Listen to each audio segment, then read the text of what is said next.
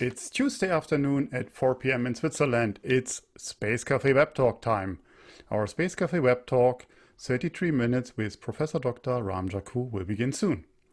Thank you for joining us for this very informative and definitely very inspiring talk today about the need for more laws to keep space sustainable for all. As always, we really appreciate your participation and your ongoing feedback. I'm Torsten Kriening, your host today and publisher of SpaceWatch.Global. We are a Switzerland-based online platform for information in and about space and new space activities in a geopolitical context. I know many of you are already familiar with our website, our bi-weekly and daily newsletters, and the Space Café podcast. The latest episode, number 13, is out, featuring Nicole Büttner and looking into AI. It's another super cool podcast, and I can assure you and just encourage you to listen to that.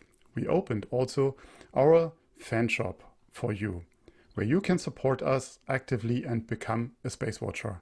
Edition 1 has cool mugs, masks, awesome t-shirts, and brand new reflecting backpacks for you, your friends, and the one you love. Your support is needed to keep our independent journalism alive, and I can't repeat it enough. We really need your support for doing what we do for you. If you missed any of our previous web talks, we have an archive available on our webpage in the events section and on YouTube. We host our Space Café web talks live on a weekly basis, and this is already the 30th edition today. I hope you mark Tuesdays at the same time in your calendars. Today, I'm very honored to be joined by a very humble and very media shy person I really admire. We are doing our pre-chat we have done our pre-chat to shape the content for you a few days ago before the show, and the talk with him was about 1 hour and 15, and it was such an outstanding conversation. And with that, Professor Jakhu, welcome to my show. I'm sure we will offer our audience some great insights today as well.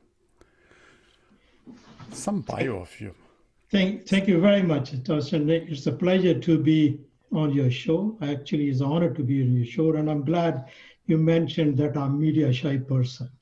But I, as a university professor, I'm okay in class, but before media, I'm not very comfortable. But you can see that. I think we see what can do. Yeah. But Ram, it's just you and me here, and the rest are just listening. So they're good to us.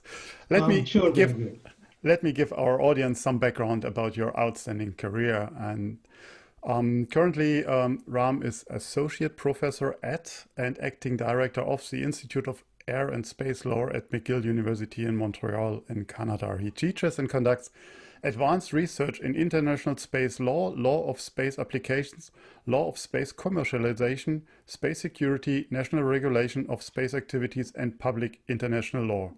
He serves as a faculty member and director of the Master of our Space Study programs of the International Space University, so another ISU alumni, and as member of the World Economy's Forum Global Agenda Council on Space Security. What a difficult wording.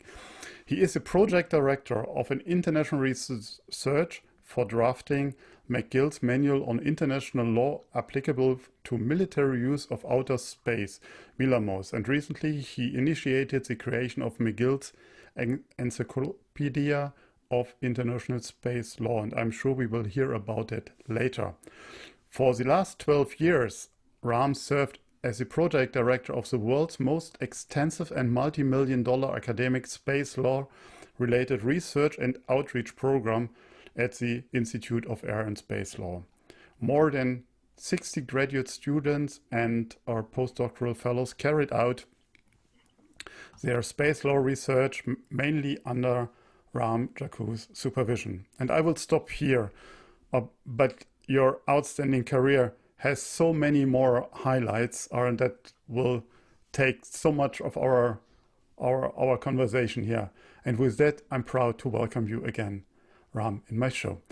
I would like to start. I would like to start with the thesis of our title today: Why do we need more space law for a sustainable space for all? Aren't laws in generally slowing or blocking business in our democratic society? That's a good start, I will say. First of all, I think this statement is a cliche to which I don't fully subscribe. I think we, in general, particularly the business, misunderstands the role of law in business in a certain way. But first of all, to me, democracy is based on law. There is no law in any institution or any country. That country is a dictatorship. So democracy cannot survive, live without laws. So the rule of law is of paramount importance to a democratic society. Now, similarly, private companies, in my view, need clear, consistent, and sporting laws. I understand the laws which are suffocating to private business are not welcome, and they should not be.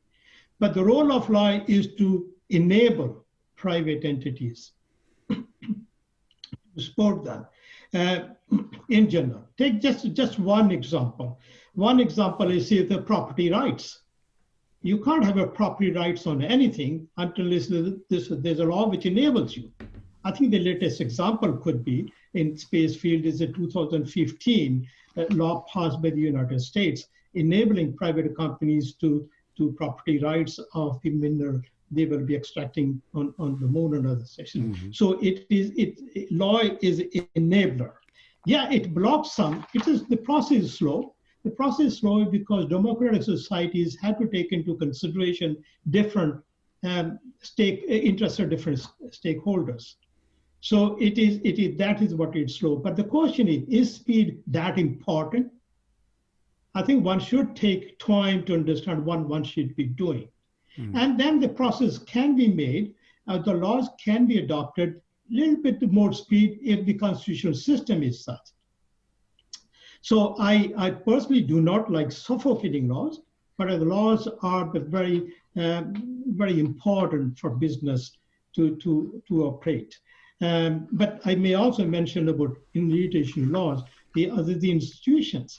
I mean, a famous political scientist, John Monnet, said, nothing is possible without men, and nothing is sustainable without institutions.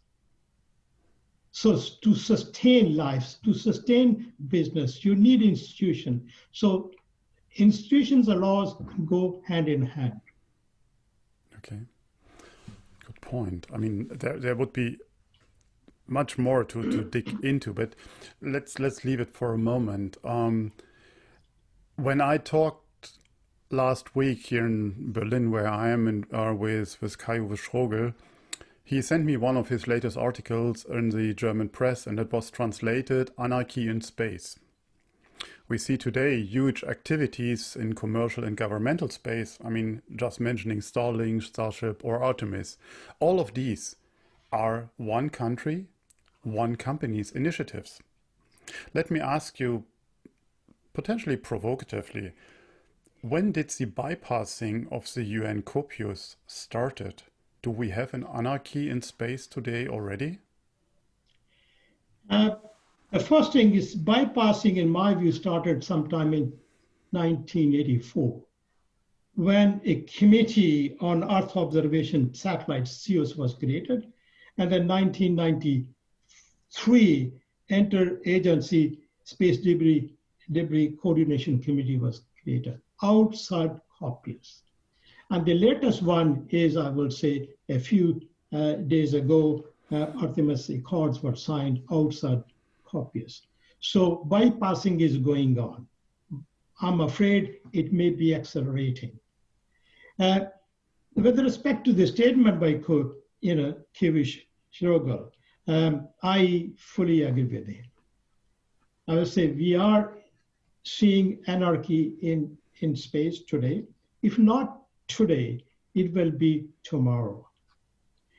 But we should also keep in mind space affairs reflect earthly affairs.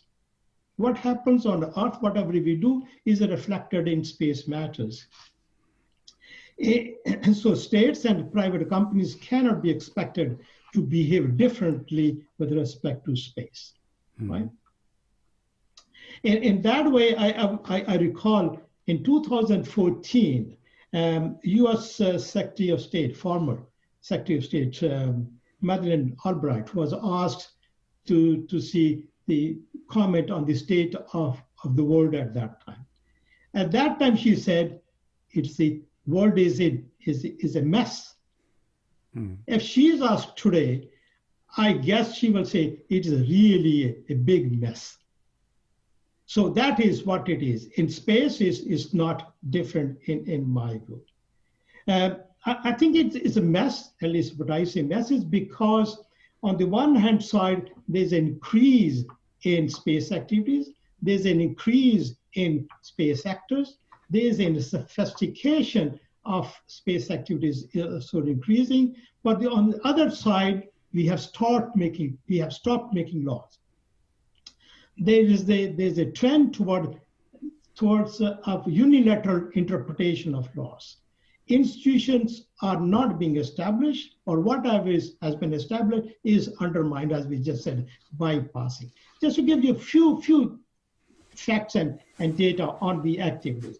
Take the example, global economy, space economy is about $360 billion today. And it is estimated about 2040, it will be around 1 trillion or maybe more than that. So the amount of activities will be going. Human, travel, space tourism is going to increase.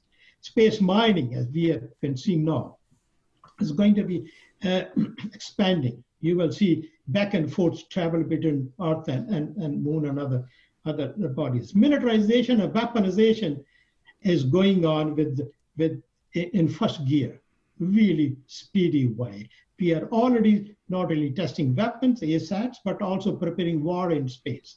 Okay, mega constellation, thousands of satellites are going to be launched, and that is that there will be increasing space debris, and the situation of space debris has reached such what I will call already beyond tipping point.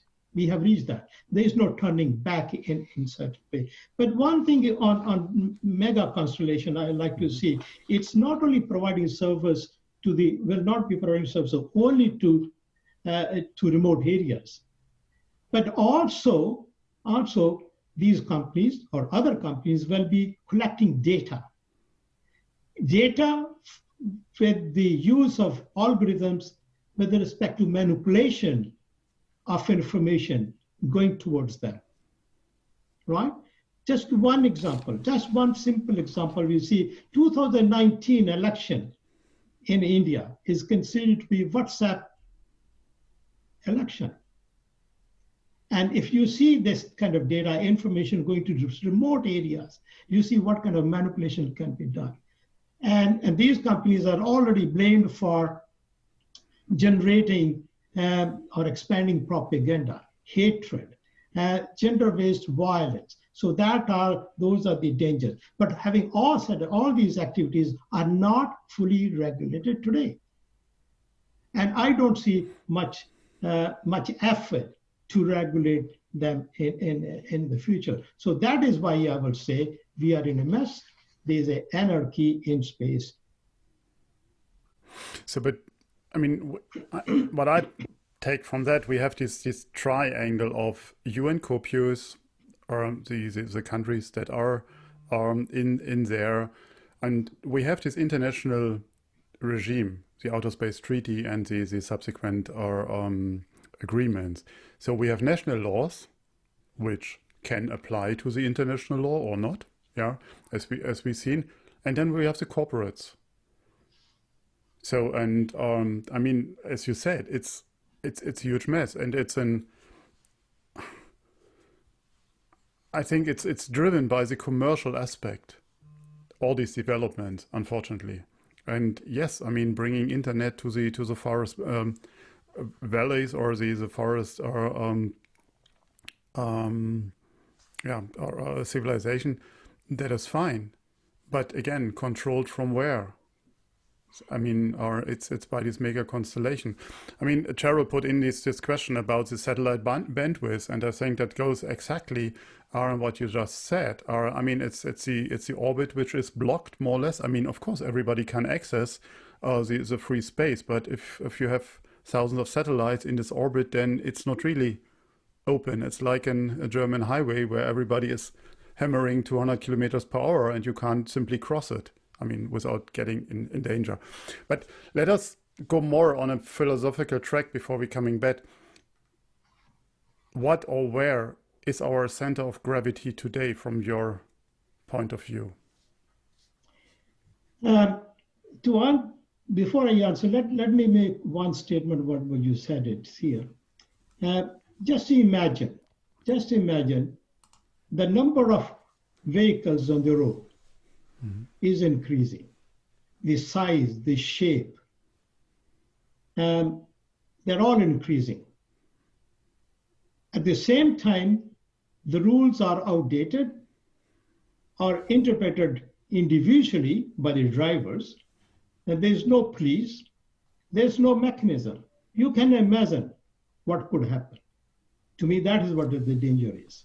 Now, coming to your point, I think the private companies, in my view, they're very important players because they operate business in an efficient manner. They create jobs. They are very good in developing innovations. But we should also not forget the private companies are in business for only one purpose, to make money. If they operate some charities, that's their marketing strategy. Now, to make more money, you got to be greedy. And the tragedy is there's no limit to greed. That means when the private companies are good, there are also the problems.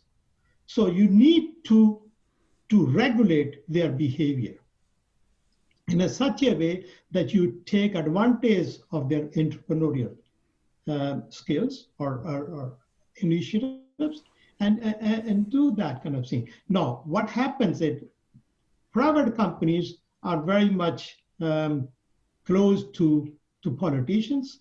They try to have no rules, no regulations, so let them let them do whatever they want. So what I'm saying is that to me here, to go forward, you need rules and regulations which in certain ways regulate the actions of private companies so that public interest, the interest of the public are not be jeopardized in any manner. And this is again done. This is nothing new. This is done often. Take the example of use of radio frequencies. There's no company, there's no individual in the world which can use radio frequency without a license. And the license has to be, respected or should be followed on basis of some conditions. So I think you need rules and regulations to channel the energies, to channel the initiatives of the private companies. But you spoke about public interest, which I'm absolutely seconding, but how do you define public interest? It is in the public national interest? I mean, a public interest in one country or of humanity at all on the globe, and how you define it then from there? Okay, that's a good question. Let me see, what is the public interest at global level? Mm-hmm. I think that was very well clearly made back in 1958.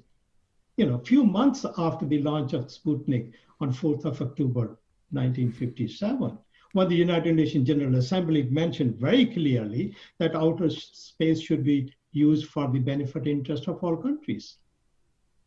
And that has been incorporated in Article 1, Para 1 of the Outer Space Treaty, that the benefits to the society are of paramount importance. So exploration, use, and outer space are the common heritage of mankind. The common province of all mankind. So that is the goal. So maximum benefit to the maximum people in a maximum number of countries. That's a global interest.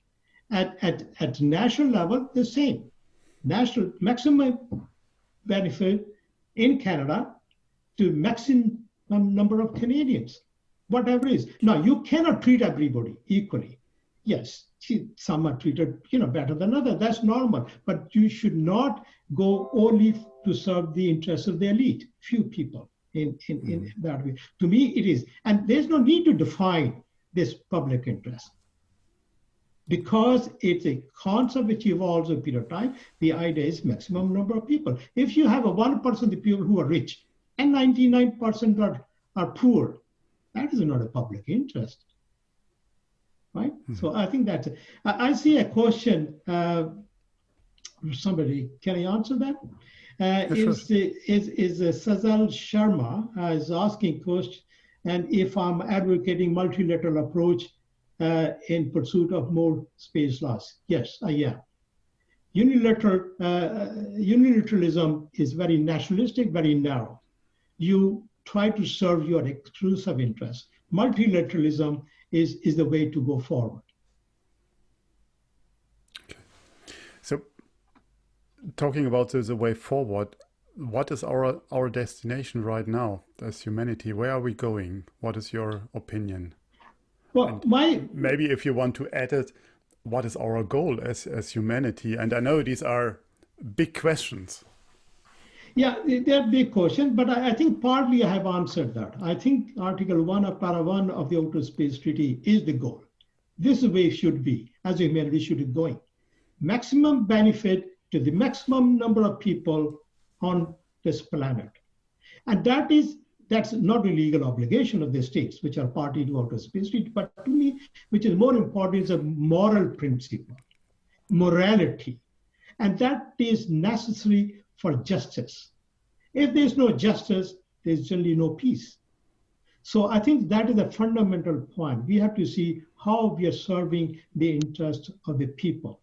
The example I gave you, you got serving the interest of people in remote areas with respect to communications.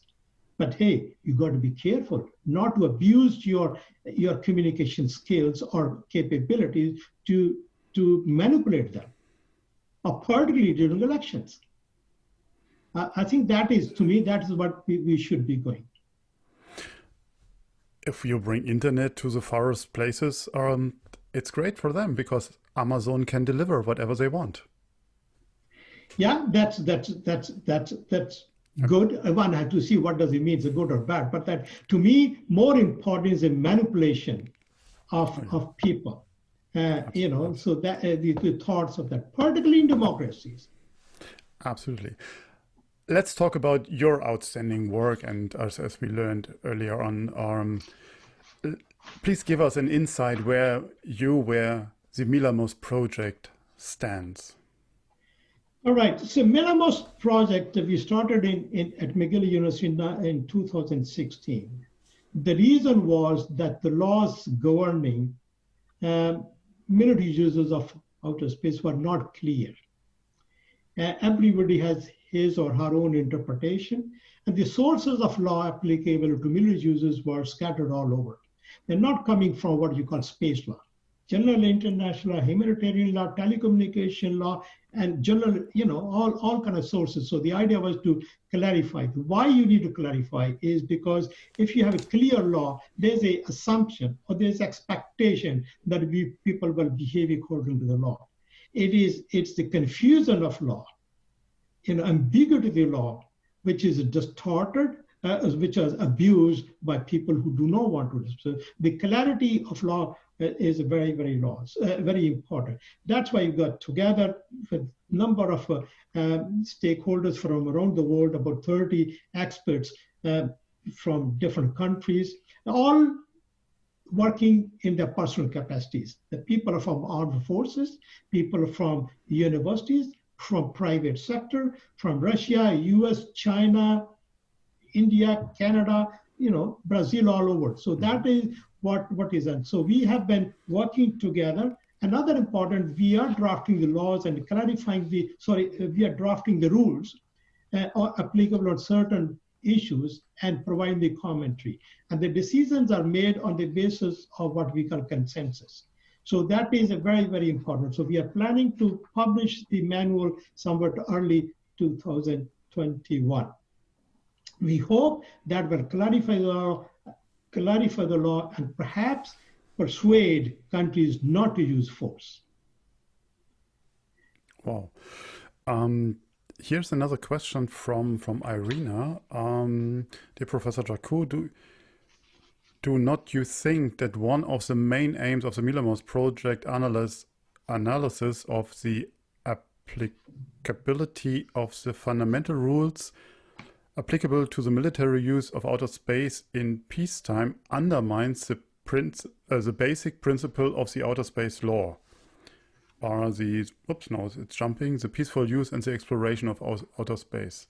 So can you clarify on that, please? No, it's not. Actually, it is substantiate. Outer Space Treaty talks about use of outer space for peaceful purposes. But that is in the preamble. The binding provision of the Outer Space Treaty does not require that. What it requires at Article 4 of the Outer Space Treaty, paragraph 2 of Article 4 says that moon and celestial bodies should be used exclusively for peaceful purposes. Now, having said that, then of course, there's a confusion whether outer space should be used for peaceful purposes or not. And that is the reason why we have undertaken Milamos project, to clarify what does it mean peaceful purposes. Does it mean anything other than military, or does it include military? If it is military, and how military should behave. So that is the purpose. Okay. So, I mean, all your research, or what you will put out into the handbook, or what we see also from this question, how we started, that we have this anarchy in space right now.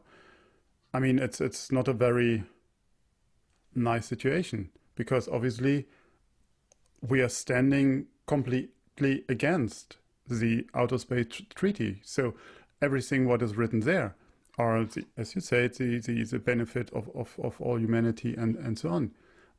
Non-militarization we are ignoring today, and we do that. Or states are doing it, not we, yeah, as persons, but states are doing it. So how can we deal with that? Now, I think we should understand, under the Outer Space Treaty, military activities are not prohibited.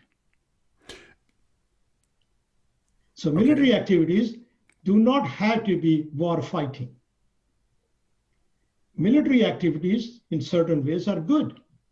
Take the example of reconnaissance satellites. You can detect the firing of missiles or launch of or monitoring of disarmament agreements in certain way. Some military assets like GPS are used for civilian purposes. The question here is the use by military, but not for military purposes. There's a difference, right? And military uses for peaceful purposes. When there are disasters, militaries are called to help, right? So that is what. But again, having said that, yes, there's ambiguity to what extent military uses can be used for, conflicts or for offensive purposes, things like that. Yes, but that is the purpose of the manual. We are trying to see what is allowed, what is not allowed, if it is allowed, under what conditions. Now, having said that, but perhaps there's a need, if I can go outside the manual, perhaps there's a need for an additional optional protocol to Outer Space Treaty to clarify that.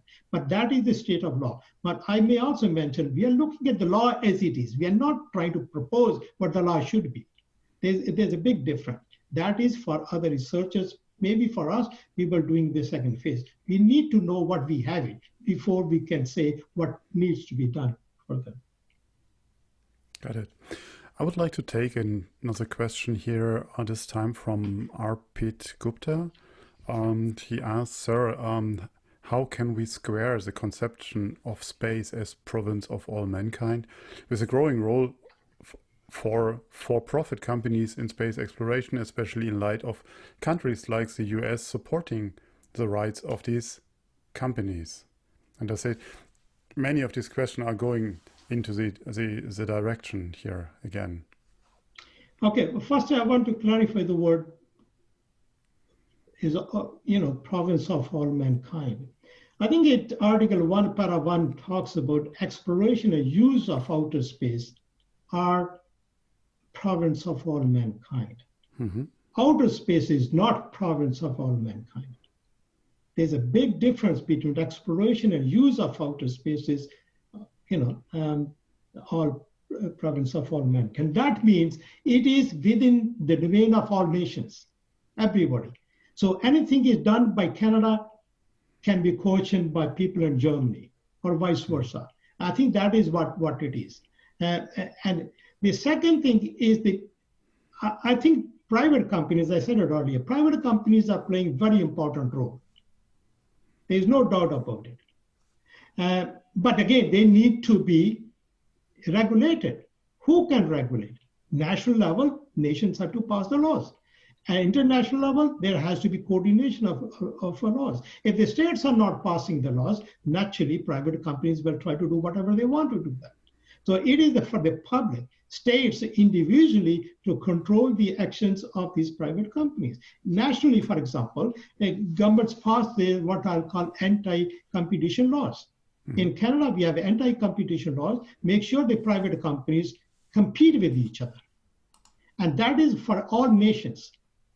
And I will say that is for people like you and me. Everybody has to raise this issue at our national level, that their actions of the private companies are regulated. And that's why you need laws at national level. Not very many countries have laws, by the way. Even in space law, there are only about, I think, 20, 25 countries have national laws.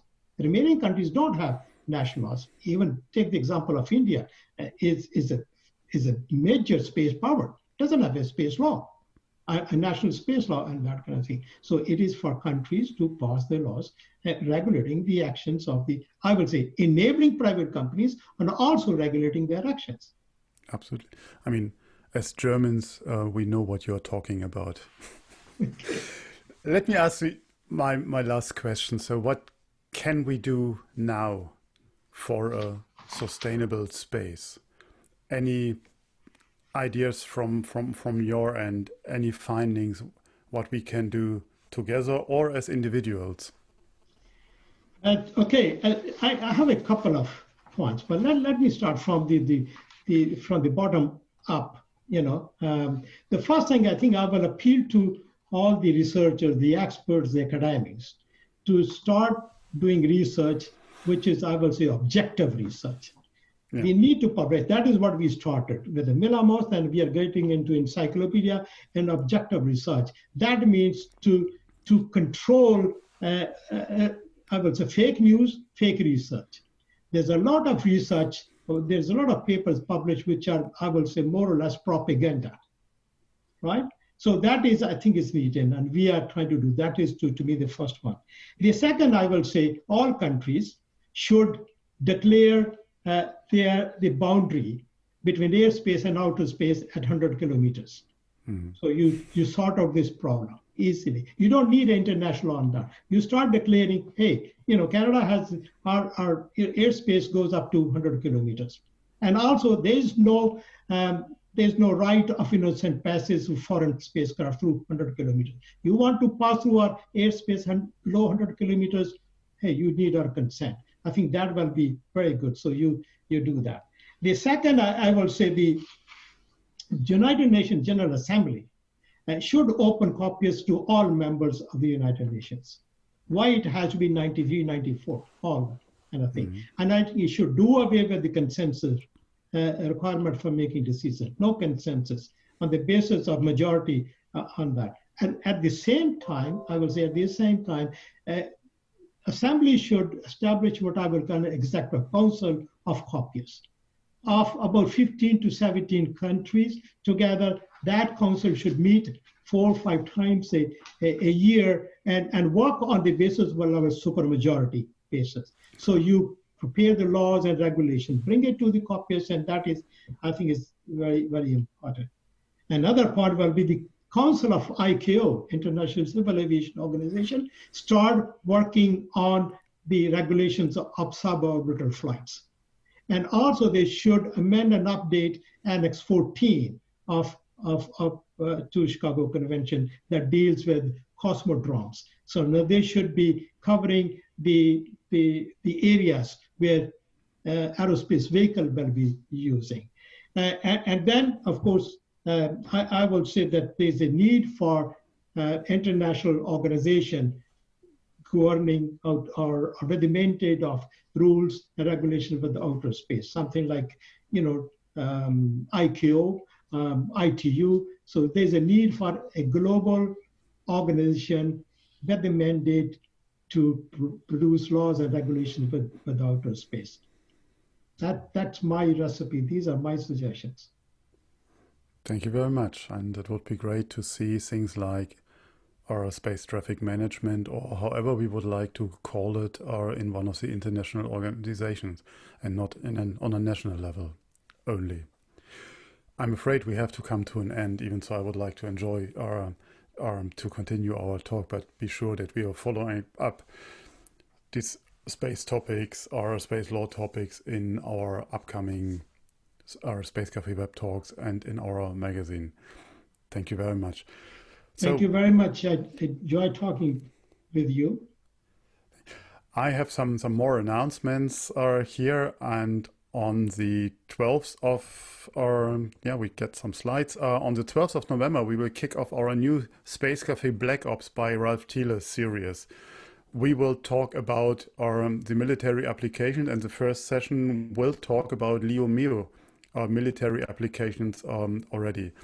And after the super intense and successful Space Café Moribus Vox Populi, we plan the next one for the 3rd of December. So stay tuned for further information, and all of you that have been in the first Space Café with Moriba got an invitation to give their answer to what should we discuss the next time. So, and our next Space Cafés, our next webinars are on the next week. I will talk with Dr. Malcolm Davis about the Australian space strategy on the 3rd of November with Chris Stott of Mansard about registration and licensing. And on the 10th of November, I will talk with Ole Docker from the Spaceport Norway about space in the dark, cold north. All events are online on Eventbrite already. And as always, we would like to hear your feedback, so please check in with us on Twitter, on Facebook, or LinkedIn. Don't forget to sign up to our daily and our bi-weekly newsletters. And if you like to treat yourself with something special, become a Space Watcher today. Your support will keep us continuing our independent journalism for the news and for these web talks. Take your credit card and visit our fan shop at shop.SpaceWatch.Global. And I know I repeat myself here, we need your support to continue our work. Our Space Cafés are also up for sponsorship. Thank you all very much for your interest today, and thank you, Ram, for this exciting talk and being my guest. Thanks. Thank you very much for having me. My pleasure. Thanks to the entire team, again, behind the scenes for doing this great job week by week again. And I hope you all will stay safe and stay healthy. Thanks for joining us, and I hope to see you next week. In the meantime, visit our website and follow us on social media. And don't forget, become a Space Watcher. Thank you very much. Bye-bye.